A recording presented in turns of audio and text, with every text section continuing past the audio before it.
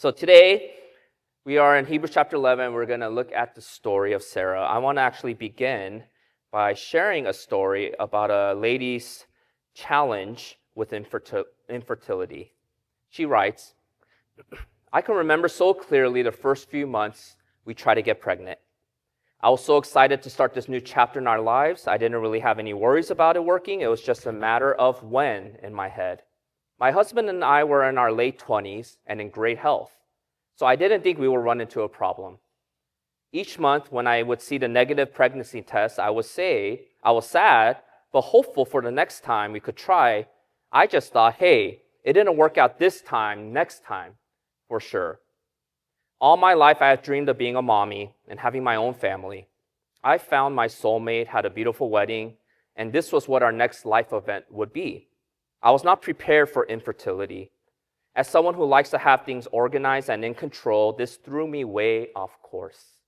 I could plan as much as I wanted, but this was something that I had absolutely no say in. I had to wait. I had to learn to give up the need to control the situation.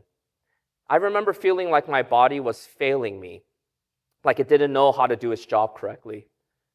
I felt broken at such a young age, and I felt like a failure for not being able to make my parents a grandbaby to love, since I knew they were very much looking forward to that. The dream of having a family and having our own baby becomes a little bit more distant, and the idea that it might not ever happen starts to take over your thoughts. If I would have known for sure that it would happen, I probably would have been able to deal with the weight more easily.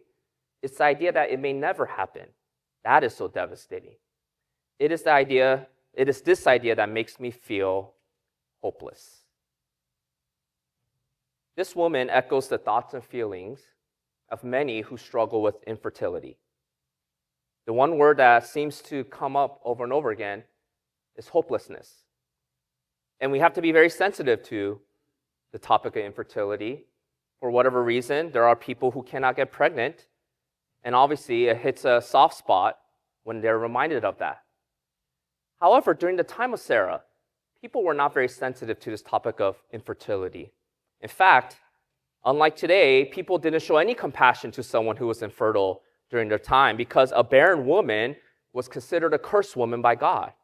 So if anything, instead of showing extra compassion, people who were infertile or barren were shown more of resentment, more anger. People would dismiss them. People would actually say that they were cursed and shun them out of the community oftentimes. And here's the reason why this was going on during Abraham's time. The first reason is because children were really important since they were social blessings.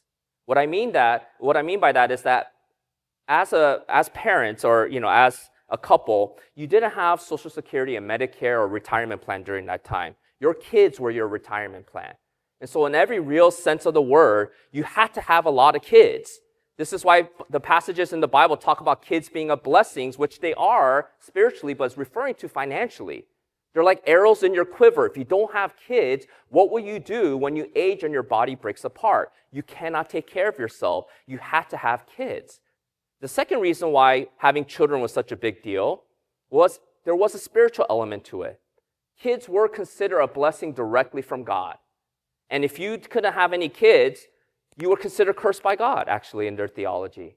This is why it explains why so many women in the Bible, like Hannah, Samuel's mother, or people who were struggling, will cry out. And they would cry out so much, they would even say, take my life if you're not going to give me a child, because they really didn't see how life can continue without having a child. That is what is going on in the minds during the time of Abraham. If a person was infertile, if a woman especially was barren, she will be completely alone.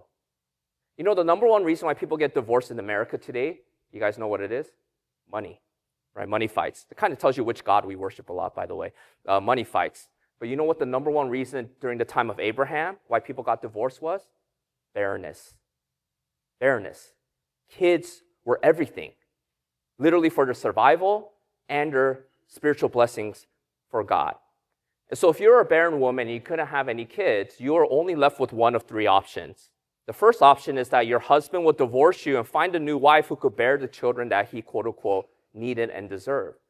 The second option is that you could be part of a polygamous marriage, where your husband can have a child through other wives since you couldn't provide any kids for him. And the third option was that if he had a slave, you could use that slave as a concubine to bear a child for your husband, but that child will be legally yours even though it was biologically the slave's, much like almost like an in vitro process during that time, the old-fashioned way.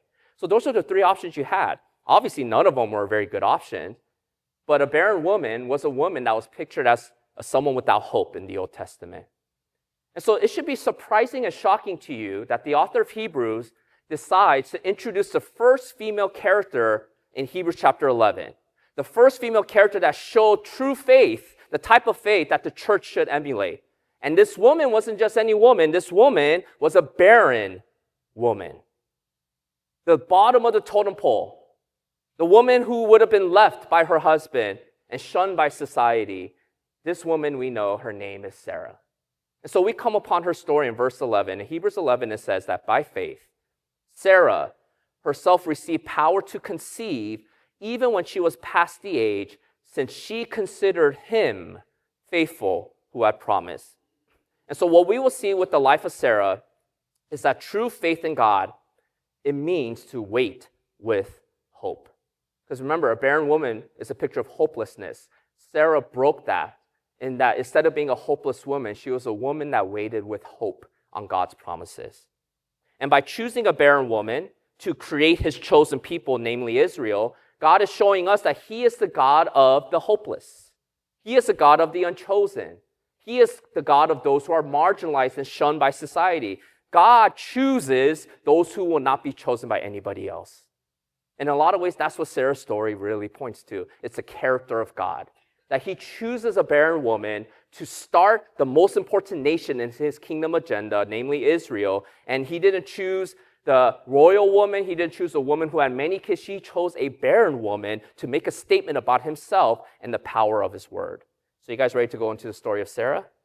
Let's turn to Genesis chapter 11. And I want you to notice the genealogy and how Moses sets up Genesis 11. Genealogies, I know it's a part that you skip in your Bible reading plan. But what you want to see is the part that is not repetitive, because there's a repetitive part of this person fathered this son, this person lived this long, this person passed away, and it keeps going so on and so on. But you notice that at some point in verse 30, the pattern breaks. And here Moses is using this as a highlighter of what he will talk about starting from chapter 12 and onward. In Genesis 11:30, it says, "Now Sarai was barren. She had no child." At that point, the reader should stop.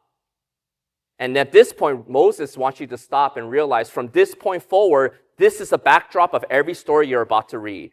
That I'm going to focus in on this one person, Sarai. She is a barren person. And yet, somehow God will promise he'll create a nation through a barren woman. So your question as a reader is, how is that going to happen? How is that possible? And those are what all the stories onward is going to have in the backdrop. Now, Sarai's name actually means princess, a woman of royalty. So can you imagine how cruel it must feel for her to be a woman of royalty, a high-class woman, but she has no child? Because having no child is a lower class thing. You are treated like lower class, even though she was wealthy, as we know from last week. Her and Abraham were very wealthy as a couple. However, the one thing that mattered the most in that society is the one thing they didn't have, a child. Specifically, a son. Yet, everything changed in Genesis chapter 12. God comes to Abram, as we saw last week. He makes promises to him. And one of the promises is that a great nation will come from his descendants.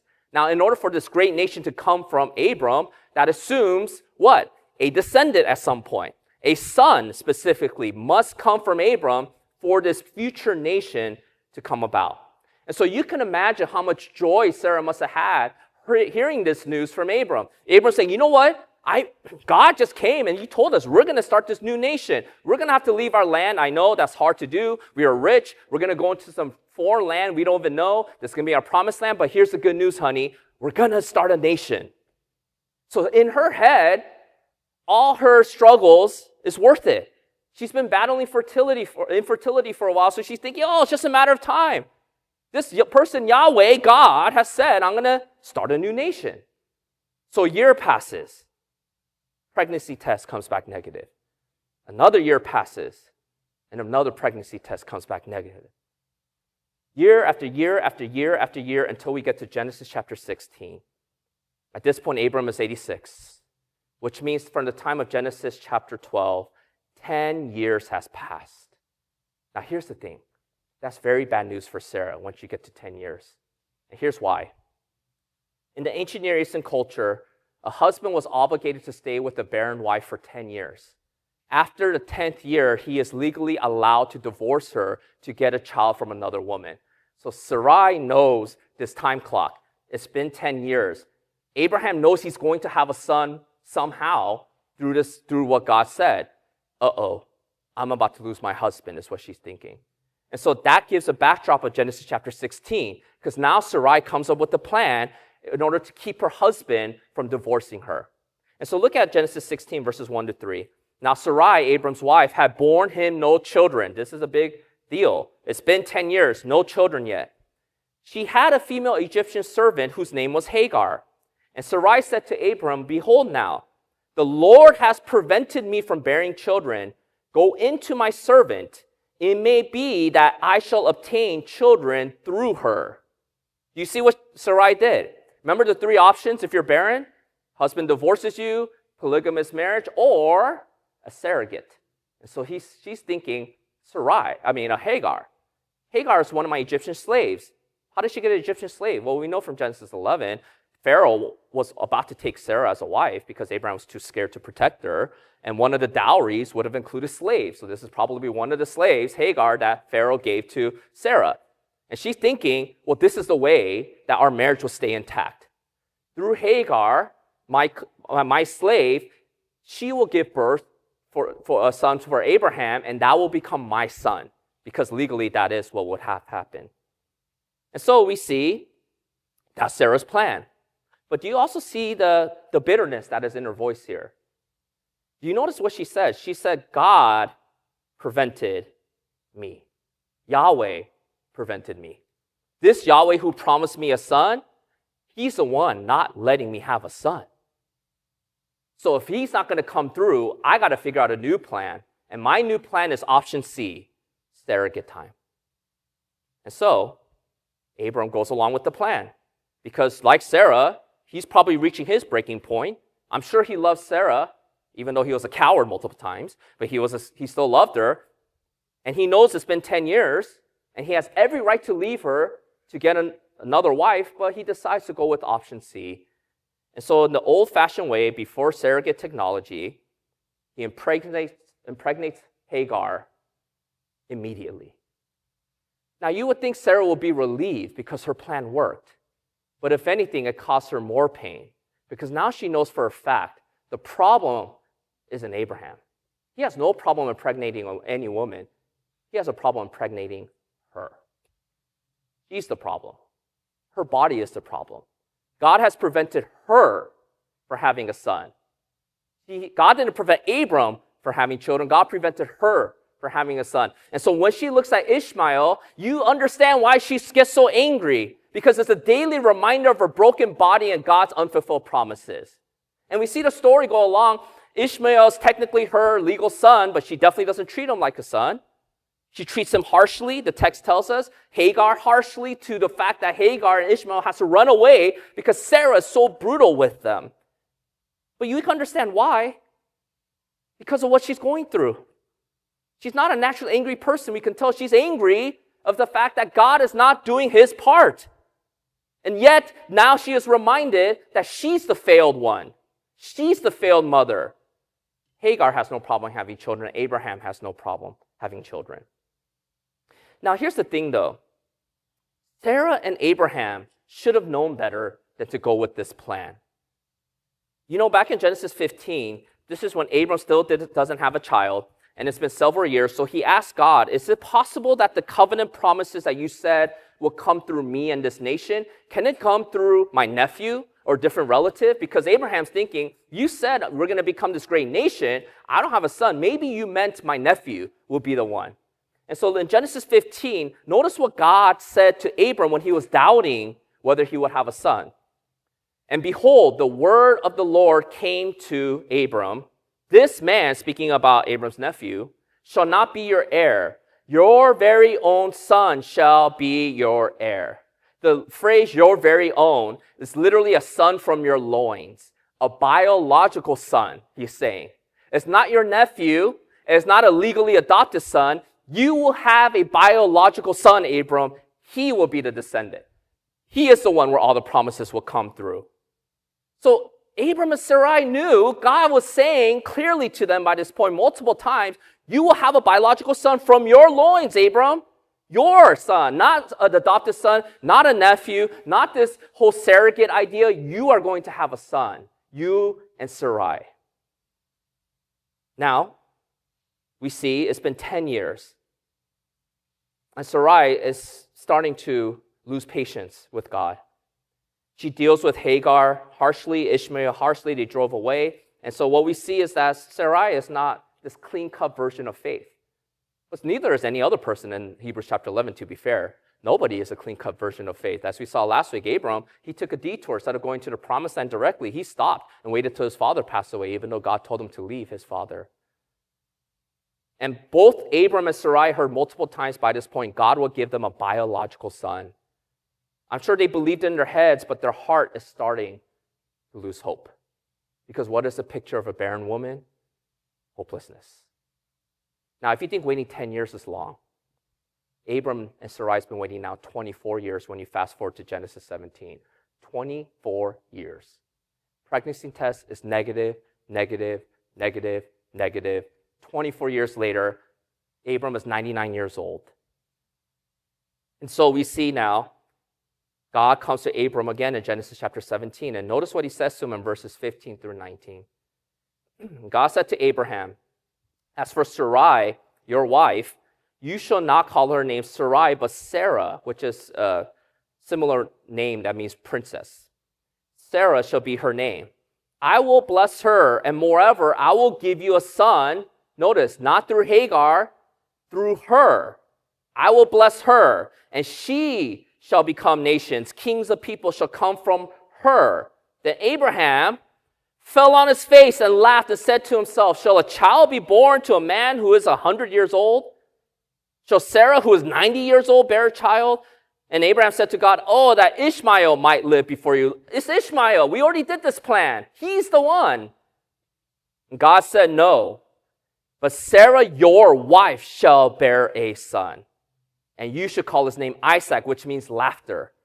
Because they're laughing in God's face, and he's going to have the last laugh we're going to soon see. And I will establish my covenant with him, Isaac, not Ishmael, as an everlasting covenant for his offspring after him. So do you see what God promised Abram in Genesis 17? At this point in the chapter, he actually changes Abram's name, which means father, to Abraham, which means father of many, which is a cruel thing when he doesn't even have a single biological son through Sarah at this point. And he changes Sarai's name to Sarah, which means princess.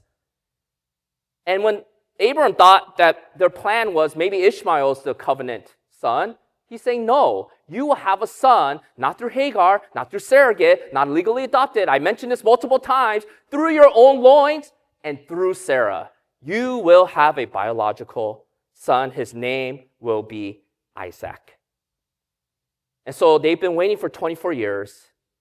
Sarah is still barren. And they start laughing about this idea. Now, here's the thing about the laugh. The laugh is not out of arrogance. That's not what the text is showing us. The laugh is out of a lifetime of disappointment. Have you been so disappointed with so many doors shutting on you that you almost start laughing at this point? Of course, my dog died the day I lost my job. What else is new? And my house might as well burn down as well, right? Because when it rains, it pours. And it's been pouring on Sarah and Abraham for 24 years. The promised land is not theirs. They're living in tents. This promised son has not come. They have Ishmael through a surrogate that just divided the household. Nothing that God said back in Genesis 12 is happening. And so they laughed. Because I'm sure you would have laughed. Really? It's been 24 years, God. And then Sarah now, in Genesis chapter 18, she hears the same news. And in Genesis chapter 18, verses 10 through 15, notice how Sarah responds to this news. The Lord said, I will surely return to you about this time next year, and Sarah, your wife, shall have a son. And Sarah was listening at the tent door behind him. Now Abraham and Sarah were old, advanced in years. They remind him, remember, he's 99, she's 90. The way of woman has ceased to be Sarah. In other words, she has menopause. So not only was she a barren woman, she's a barren woman with menopause, which means it's physically impossible for her to get pregnant at this point. So Sarah laughed to herself, saying, after I'm worn out, my Lord is old, shall I have pleasure? The Lord said to Abraham, why does Sarah laugh and say, shall I indeed bear a child now that I am old? Is anything too hard for the Lord? At the appointed time, I will return to you about this time next year, and Sarah shall have a son. But Sarah denied it, saying, I didn't laugh, for she was afraid. He said, no, you did laugh. I like how God keeps people accountable. No, you did laugh. But that's okay, Sarah. God understands why she laughed. Because you would laugh if you were waiting 24 years. You're 90 years old. You've been barren your whole life. And to make matters worse, menopause has kicked in. How in the world are you going to have a son? That's a picture of Sarah. She's been beaten up for 90 years of her life. Remember her life before Genesis 12? They were a privileged, rich couple in Ur, which was the most cosmopolitan, advanced city in the world.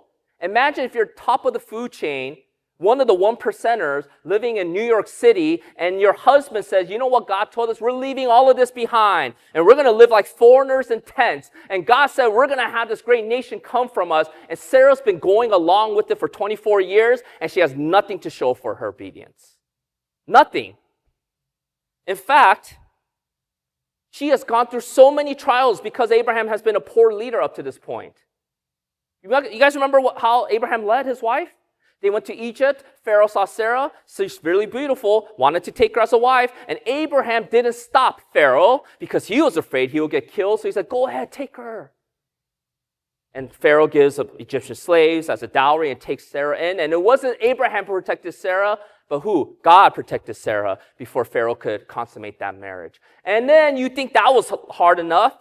One more time, Abraham, again, not with another leader, Abimelech, saw Sarah. Oh, she's beautiful. I want her to marry. Instead of stepping in, maybe he would have learned this lesson. Abraham is still a coward.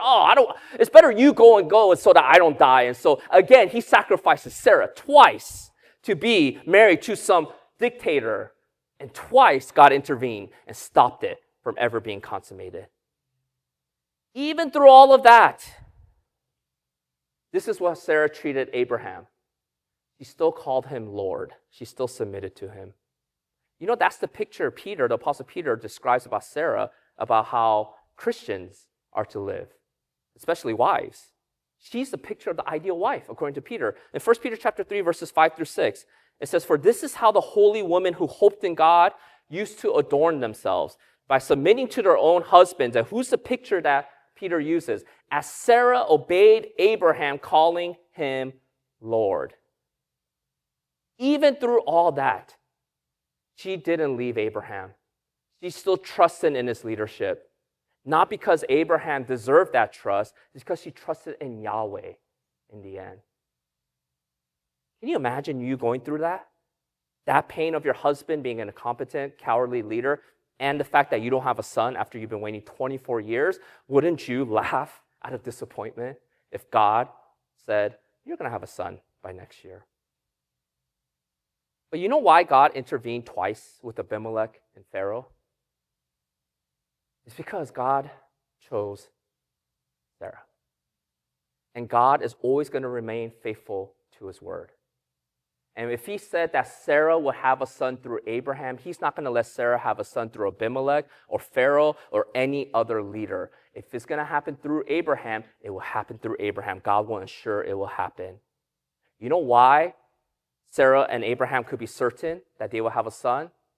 Because God said, it's not Ishmael, it's not Lot, your nephew, it's not going to be through another woman. Sarah will give birth for a son from your loins, Abraham. You will have a son. And both of them, although they weren't perfect, although they doubted God, although there was pit stops and detours, at the end, they still trusted God. That is why she's in Hebrews 11. Yes, Sarah wasn't the best person in the world. Sarah wasn't this clean-cut version of faith that we see. But even through her disappointments, even through all her scars, she waited on God. And a year after she heard this news, she finally got to hold that baby boy she's been waiting for her entire life. And she finally got to see the beginning points of Genesis chapter 12 and the promises finally unfolding. Her waiting wasn't in vain because she knew who she was waiting on. She wasn't waiting on Abraham to get his act together. She was waiting on God to fulfill his promises. Let me ask you something really simple. What are you waiting on today for God? I'm sure some of you have been going through years, maybe even decades, waiting on certain things to happen, and it doesn't seem to be happening. God, I've been praying for this person to become saved. I've tried year after year after year after year. I'm about to give up hope. Let me remind you who God is. He is the God of the hopeless one. You can bring your hopelessness to him, and he will give you hope. Maybe some of you have been struggling with your health, and there's no progression. It's just getting worse, and you're feeling the decay in your body. God knows exactly what you're going through. And he tells you, just trust in him. Whether it's on this side of eternity or on the other side of eternity, your body will be healed one day. You will get a new resurrected body that won't have diseases forever. You just have to wait. Maybe some of you are struggling financially, always living paycheck to paycheck, always desperate, never knowing when your provision will come. Let me remind you who God is. Let me remind you specifically who Jesus is. Jesus is the God of the harvest who created bread and fish out of nothing. Whether on this side of eternity or in the kingdom on the other side of eternity, you will not go hungry forever. He will provide for you. You will not have any more anxiety anymore about your next paycheck. Your King will provide for you. You will not have any more tears of sorrow. He will wipe away those tears if you wait on Jesus. You know who was the one that was speaking to Abraham in human form? Yahweh? That was actually Jesus. The angel of the Lord, the pre-incarnate Jesus. Can you imagine? Unknowingly, they were speaking to the person who will soon give up his life for them. And he can give them with certainty, just wait on me, Sarah. Just wait on me, Abraham. Little do you know that not only will you create this great nation, there will be one specific descendant who will come from this nation. There will be one specific descendant who will come from the line of David. There will be this one perfect man who is God in human flesh. And what he will do is remember all the heartaches, remember all the burdens, remember all the hopelessness, and he will place all of that on his shoulder, and he will place himself on the cross, die in your place so that every person can have hope in him. You know that you might feel hopelessness, but Jesus has brought hope to you 2,000 years ago because the greatest enemy that we have is death, and Jesus conquered death on your behalf. And so, although you might be feeling the pains of living in this life, although you are waiting for things to change and may never change in this life, know that there is somebody who already conquered death on your behalf. He has already stepped in your place. He already took death on the cross when you deserve that death, and he gives you hope in light of eternity. And so even if the next 24, 34, 54, 64, or 10,000 years from now, you may never see that evidence of faith immediately, Jesus, the man who brought hope 2,000 years ago, is going to return again. He is going to right every wrong. And he's going to wipe all the tears of all the people who struggle with infertility and poverty and persecution and disappointments. God doesn't tune out his ears to those who cry out with hopelessness. The answer to their prayers is that he gave Jesus, who is the one that brings hope to all people. And so, Bethany Church, I know some of you have been waiting, and we might have to wait a little longer, but in light of eternity, it's just a drop in the bucket. Let's not consider this temporary suffering to overcome the weight of God's coming glory. Jesus is coming again. Jesus, the one who fulfills Genesis 12, is coming again. And he has heard all your prayers you have cried in private. And he will bring all things to light and make all things right and restore you in his kingdom. But all you must do, Bethany, is wait. Let's pray.